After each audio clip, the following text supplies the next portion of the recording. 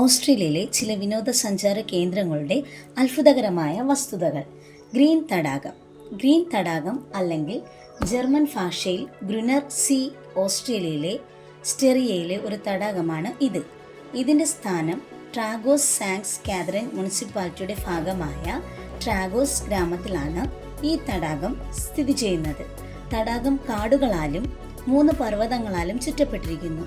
മഞ്ഞുവീഴ്ചയുടെ അളവനുസരിച്ച് തടാകത്തിൻ്റെ ജലനിരപ്പ് 32 അടി വരെ ഉയരും.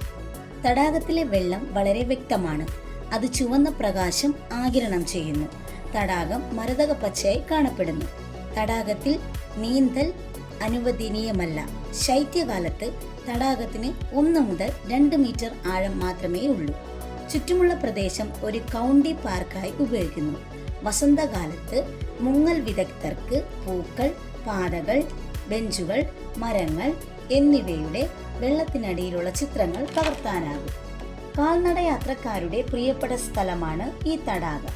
തടാകത്തിന്റെ പ്രധാന ആകർഷണം അതിന്റെ സൗന്ദര്യവും ചുറ്റുമുള്ള പ്രകൃതി ദൃശ്യങ്ങളുമാണ്. അടുത്തതായി ഉലുരു കറ്റജൂത ദേശീയോദ്യാനം. ഓസ്ട്രേലിയയിലെ വടക്കു പടിഞ്ഞാറൻ പ്രദേശത്തുള്ള സംരക്ഷിത മേഖലയിൽ സ്ഥിതി ചെയ്യുന്ന ഒരു ദേശീയോദ്യാനമാണ് ഉലുരു. ആദിമ നിവാസികൾക്ക് വളരെ പാവനമാണ് ഉലുരു പാറ. ധാരാളം അരുവികളും ജലാശയങ്ങളും ഗുഹകളും ഗുഹാചിത്രങ്ങളും എല്ലാമുള്ള ഈ സ്ഥലം ഒരു യുനെസ്കോ ലോക പൈതൃക സ്ഥലമാണ്.